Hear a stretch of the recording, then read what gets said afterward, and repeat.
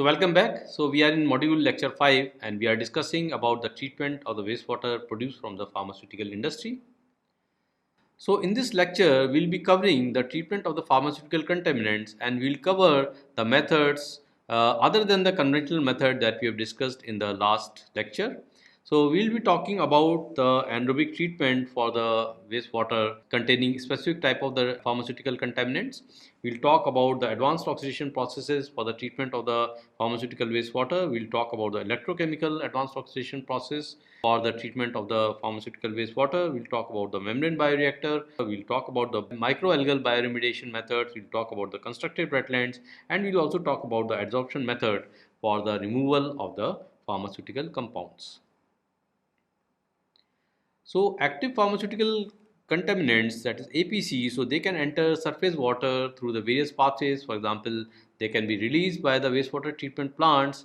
For example, the wastewater treatment plants, they may not be able to handle such type of pharmaceutical contaminants coming into the wastewater. So the conventional treatment plant may not be able to remove these pharmaceuticals and they may ultimately come to the surface water without treatment, and that's why these active pharmaceutical contaminants are now being found in the surface water as well as in the groundwater. Similarly, it can be discharged from the aquaculture facilities where we use a number of antibiotics and other drugs for the aquaculture.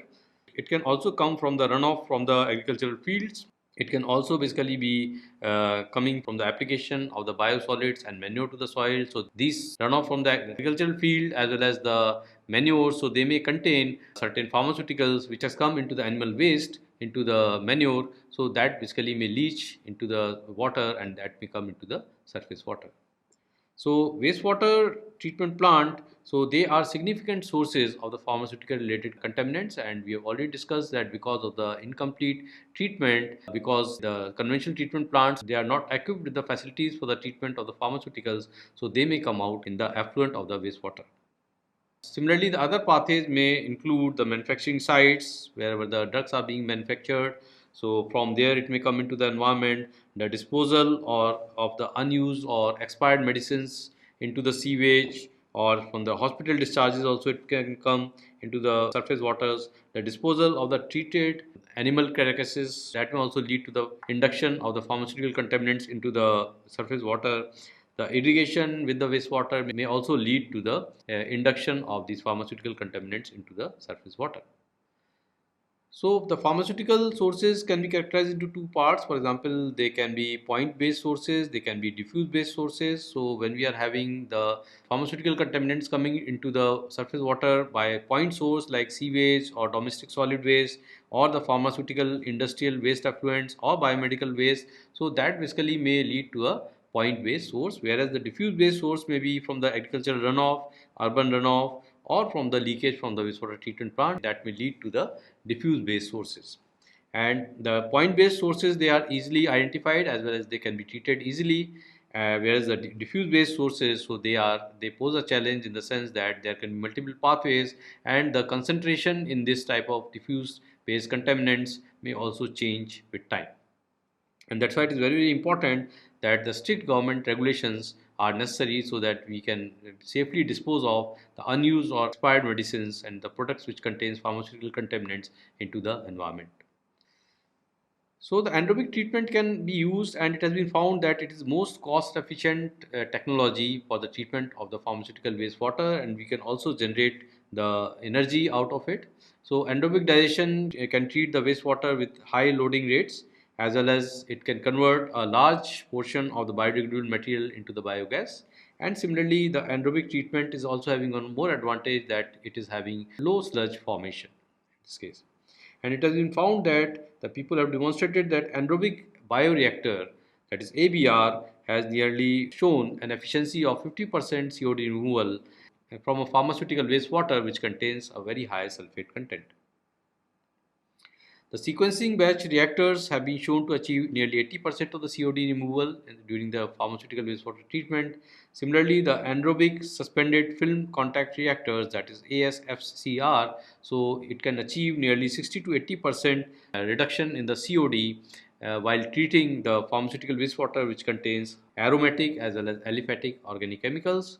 The fixed film reactor can achieve a nearly efficiency of 76% to 98% in treatment of a herbal-based pharmaceutical wastewater.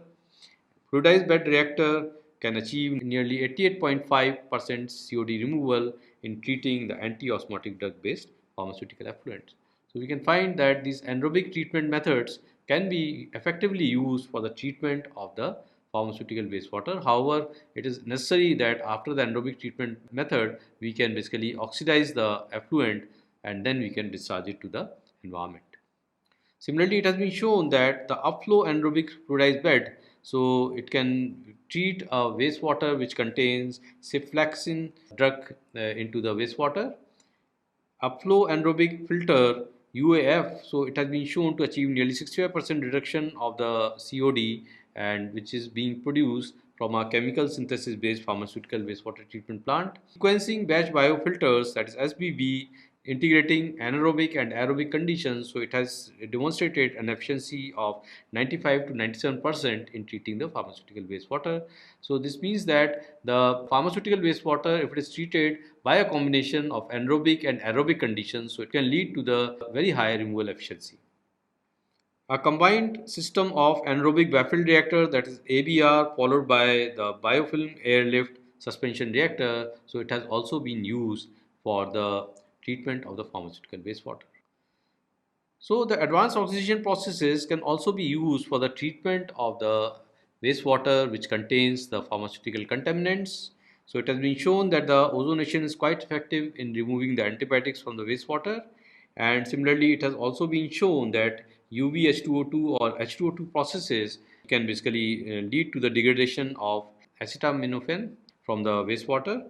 Similarly, phantom and the photophantom reactions had also been researched, has also been shown to remove the drugs like penicillin and diclofenac from the wastewater. The solar ferrioxylate induced photophantom process, so it can also be used for the treatment of the pharmaceutical wastewater, and it has been shown in a pilot plant by using a compound parabolic collector CPC. It was used by Monteguado in et al. In 2013. So it can lead to the photocatalytic degradation of the pharmaceutical contaminants.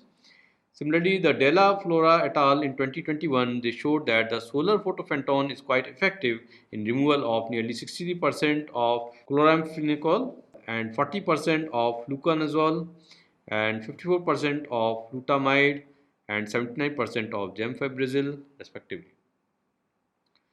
Photophantom also proves to be a very effective treatment technology for the treatment of various type of pharmaceutical contaminants from the pharmaceutical wastewater. So we can see here that a compound parabolic collector is used for the treatment of the wastewater which basically contains pharmaceuticals. So here the solar peroxylate photocatalysis is used for the treatment of the pharmaceutical wastewater. So in this case the peroxylate can be added in the wastewater and the H2O2 may also be added in the wastewater, and this basically may be taken to the CPC, that is the compound parabolic collector here, and in this case the solar radiation may convert this peroxylate into the ferrous compounds, and later on this ferrous compound can react with the H2O2 to produce dot OH radicals, that is the photophantom reaction happens, and then later on the ferric compounds which are again formed, so they can be again reduced to the ferrous forms by the photocatalysis. So in this way, the photophantom reaction can basically lead to the removal of a number of pharmaceutical compounds present in the wastewater. So electrochemical advanced oxidation processes can also be used for the treatment of the pharmaceutical wastewater, and they have received quite attention in the recent times. And EOAPs, that is electrochemical advanced oxidation processes, can lead to the in situ generation of the oxidants like DOH radicals can be generated from here, and the H2O2 can be generated, and the active oxygen radicals can be generated.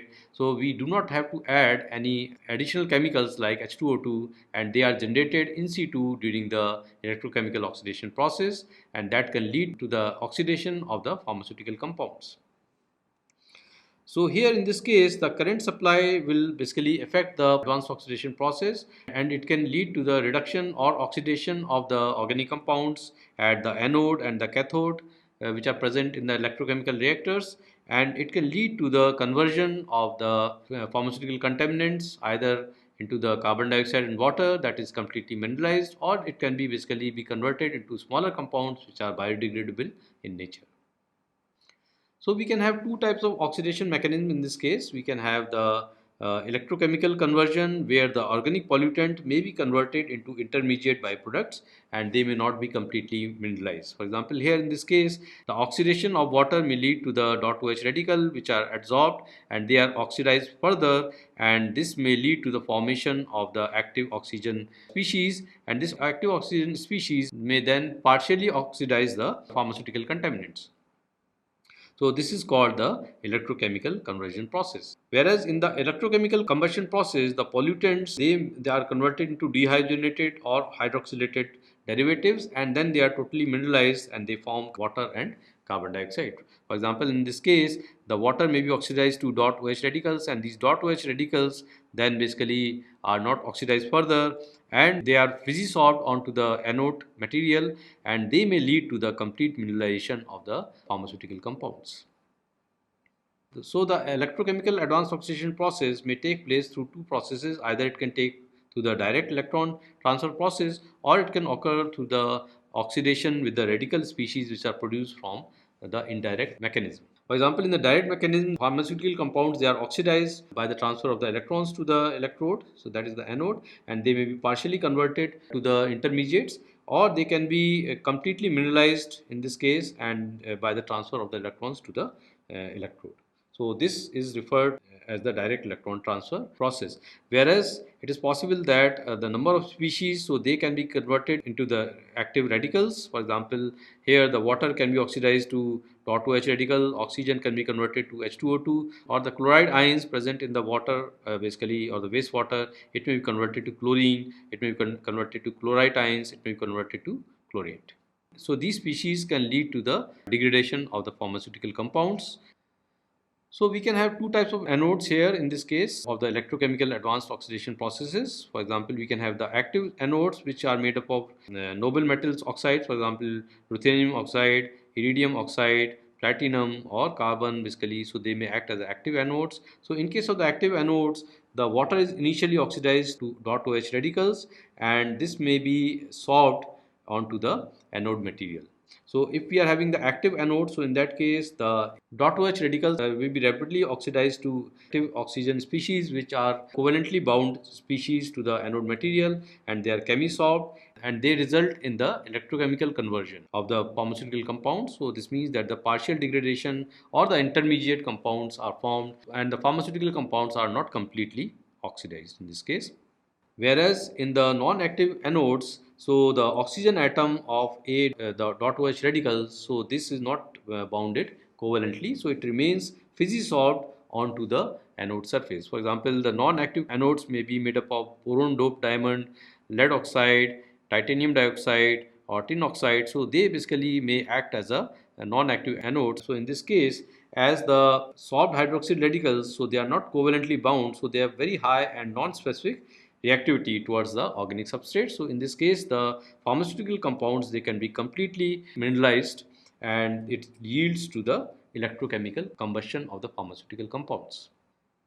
So the electrochemical oxidation, so this may take place by the direct oxidation method or by the indirect oxidation method. So in this case, in the direct oxidation methods, so the metal surface of the anode, so it basically the oxidation of the water may take place and it may lead to the formation of the sorbed .OH radical onto the anode, and where basically the pharmaceutical compounds can be oxidized. So this results in the direct oxidation. Then we can also have the indirect oxidation where the ferrous species may be converted to ferric species and it leads to the generation of .OH radicals. The chloride ions may be converted to chlorine species, and the chlorine may also be converted to chlorate ions. Then these radicals or then these species, so they can result in the oxidation of the compounds. So this is known as the indirect oxidation process. So the classic phenton is a mix where basically the H2O2 and ferrous are added, and this ferrous basically is converted to ferric and .OH radicals. In the case of the electrochemical oxidation, the H2O2 is not supplied from outside and the H2O2 may be generated at the cathode. So oxygen at cathode basically it can be reduced to H2O2, and basically this H2O2 may lead to the Fenton's reaction process.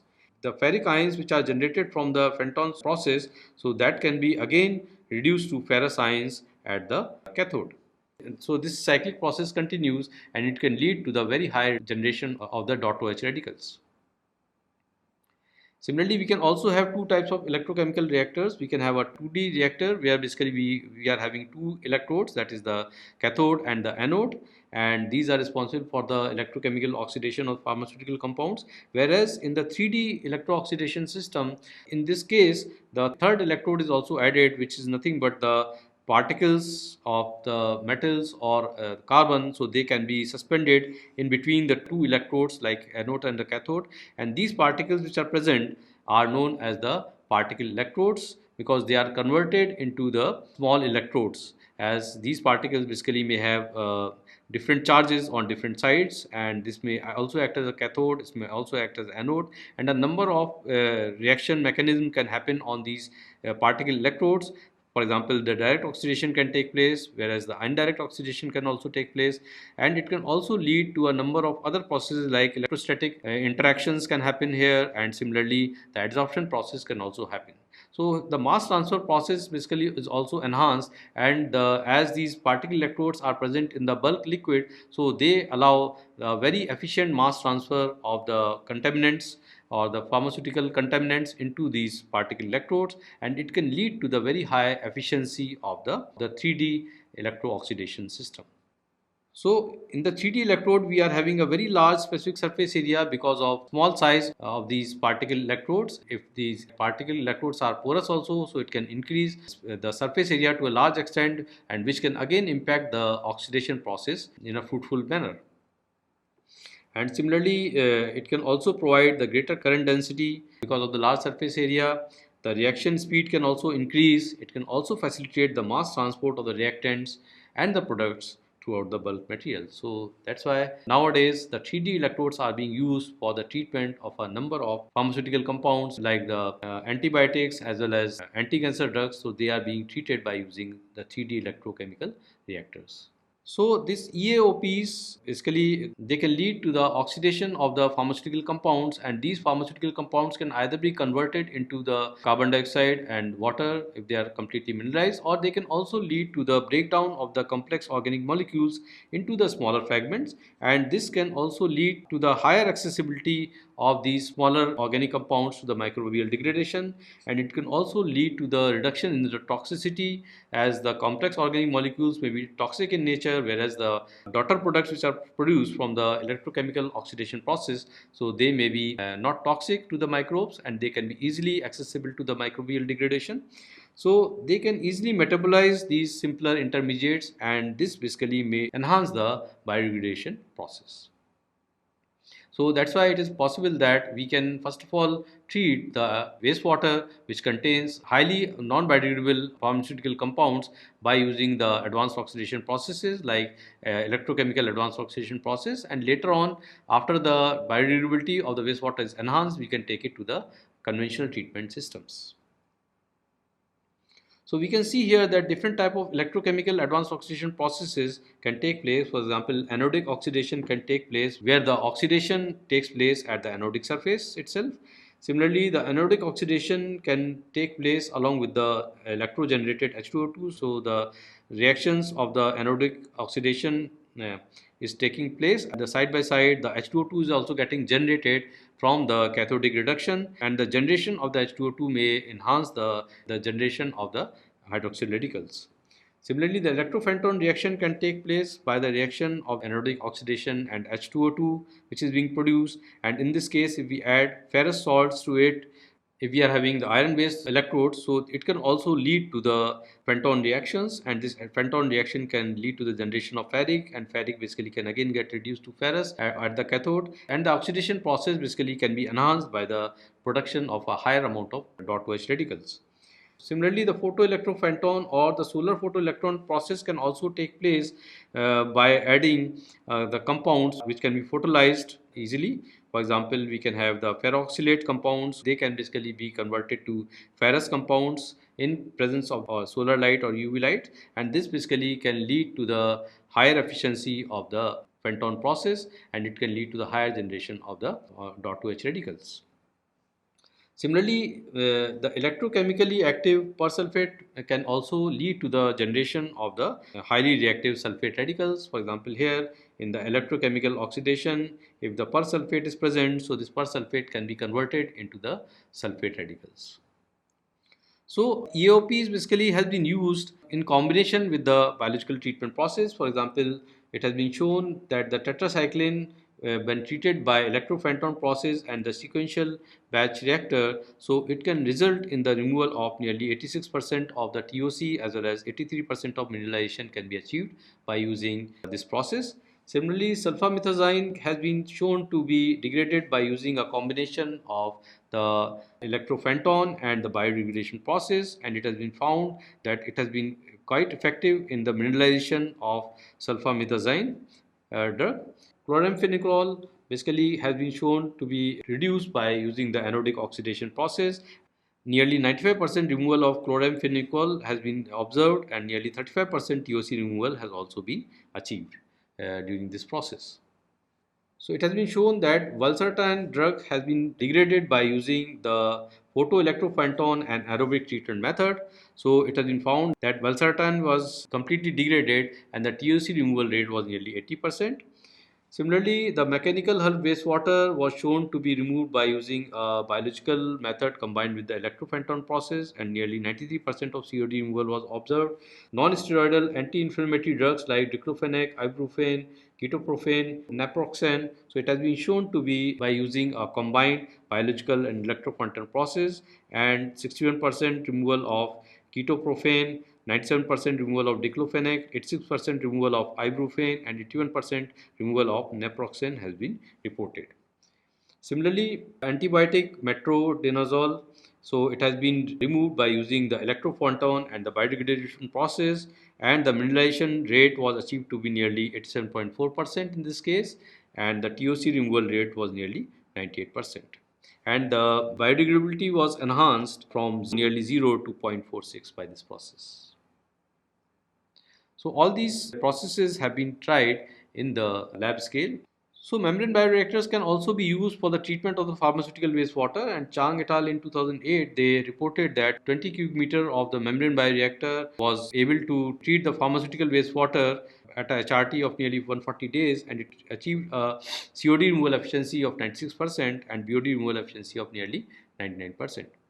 Mosel et al. In 2021 they conducted experiments with ultrafiltration membrane bioreactor, that is UMBR, and they found that the efficiency of nearly 82% for hydroxybupropion, 98% for ibuprofen, 95% for metformin, 92% for valsartan respectively. So in this case, after the pre-treatment, that is after the removal of the grit, after the removal of the solids, after the pre-treatment process, it can be taken to a aeration zone where the aeration of the wastewater containing the pharmaceuticals can be done. Aerobic biological degradation can happen here, and later on the membrane can be used for retaining the sludge, so that the sludge retention time may increase, and so that a nearly retention time of nearly 140 days can be achieved here. And later on, after from here, when the pharmaceuticals they are degraded by using such acclimatized microbes, so then basically the disinfection can be done and the water without the pharmaceutical contaminants can be safely disposed of. Then microalgal bioremediation has also shown promising results for treatment of the pharmaceutical wastewater, also shown promising results for the treatment of the emerging contaminants like pharmaceuticals, like personal care products which are coming into the wastewater. So the removal of the pharmaceutical compounds by microalgae, so it may involve number of processes like bioadsorption process, bioaccumulation process, intracellular as well as extracellular biodegradation of the pharmaceutical compounds. So we can have a number of algal based treatment systems. For example, we can have high rate algal ponds, we can have algal turf scrubbers, we can have rotating algae, biofilm photobioreactors, we can have straight tank photobioreactors, we can have flat panel bioreactors, we can have flat panel photobioreactors, we can have tubular photobioreactors, and we can have membrane photobioreactors. So in this case, the bioadsorption can happen onto the cell wall components, or it can also happen onto the organic substances which are excreted by the cell in the surrounding environment. So the adsorption rate will depend upon the chemical structure of the pharmaceutical compounds. It will also depend on the surface area on which the adsorption is happening, as well as it will also depend upon the surface chemistry between the pharmaceutical compounds and the adsorbate. For example, in this case, the cell wall or the substances excreted by the cell. So it has been found that hydrophobic and cationic emerging contaminants, so they are attracted towards the microalgal cell surfaces through the electrostatic interactions, while the hydrophilic compounds, so they exhibit lower bioadsorption rates. So it has been found that less than 20% adsorption rates were found for 6 hydrophilic pharmaceutical compounds on a green microalgae, and less than 10% adsorption rates are found for the hydrophilic pharmaceutical compounds like the hormones, progesterone, as well as norgestrel. So by using various species of the algae, so the modification of the microalgal biomass can lead to the enhanced bioadsorption rates. For example, the 70% higher adsorption rate was found for the drug tramadol when the microalgal biomass was modified by using zero point 0.1 normal NaOH. So after the adsorption, we can have the biouptake mechanism, which happens when the pharmaceutical compounds can basically go enter into the cell wall and where they bind with the intercellular proteins. So this process can take hours and it can take days also. The biouptake of the pharmaceutical compounds, so it can take place by three major pathways. We can have the passive diffusion, which happens because of the concentration gradient, which happens because of the higher concentration of the contaminant in the wastewater and lower concentration of the contaminant inside the cell. So the diffusion can happen from the higher concentration to the lower concentration, and this process doesn't require any energy from outside. And this can also be passively diffused, but it may require the assistance of the transporter proteins which are present in the cell membrane, and they can basically lead to the influx of the polar molecules into the cell. Whereas it can also be energy dependent, or we can say the active uptake can also happen, which basically here the cell membrane has to spend certain energy so that this active transport of the pharmaceutical contaminant can happen from the wastewater to the inside the cell. So we can see here that the pharmaceutical contaminants, so they can either be bioadsorbed onto the cell wall here, and which can basically be photolyzed by the direct photolysis, or it can basically lead to the volatilization of these compounds. So these pharmaceutical compounds can also be bounded by the polymeric substances which are produced from the algal cell. Similarly, the intercellular biodegradation can also happen when the compounds can be transported, can be uptaken by the cells, and they can be metabolized to the simpler compounds. Similarly, the bioaccumulation can also take place if the cell cannot metabolize these compounds. We can have intercellular biodegradation also, which basically can happen because of the enzymes which are released from the algal cell. So they can also lead to the formation of the simpler molecules here. And the hydrolysis can also lead to the lysis of the pharmaceutical compounds into the simpler compounds. So there are a number of cases which have been reported for different type of drugs where the different species of the microalgae, so they have been used for the removal of a number of pharmaceutical compounds here in this case, and it has been found that a very high removal efficiency of nearly 100% for ibuprofen and paracetamol has been achieved by using Chlorella sorokiniana species in the anaerobic digester along with the algal bioreactor. And similarly, the adsorption process by C. Chlorella vulgaris, so it has been shown to nearly remove 100% of the metronidazole by adsorption method. Similarly, very high efficiencies has also been shown through a photobioreactor, which basically employs the algal species. And high rate algal ponds have also shown to remove very high concentrations of caffeine and ibuprofen. Nearly 99% removal has been observed. Bubbling column photobioreactors are not very effective in the removal of the paracetamol that has been studied by various species of the algae. Similarly, the bioaccumulation, bioadsorption, or biodegradation of androfloxacin, it is only reported to be nearly 23% removed by using this method. Similarly, the incubation of the triclosan is only leads to removal of nearly 40% of the triclosan only. So the constructed wetlands have also been shown to remove the number of the pharmaceutical contaminants. So there can be a number of processes, for example, the physical processes, chemical processes, and biological interactions. So that can happen in a constructed wetland, which can happen between the plants which are present in the constructed wetlands, the substrates, and the microbes which are present in the constructed wetlands. So they can play a very crucial role in the removal of the antibiotic. So here we can see that the wastewater which are laden with the pharmaceutical contaminants and antibiotic resistant genes, so they can be subjected to the constructed wetland. So here the removal, the biodegradation, the substrate adsorption and plant uptake can take place, and this can lead to the removal of the pharmaceutical contaminants. It can lead to the removal of ARGs also, and we can get the clean water without the pharmaceutical contaminants and ARGs.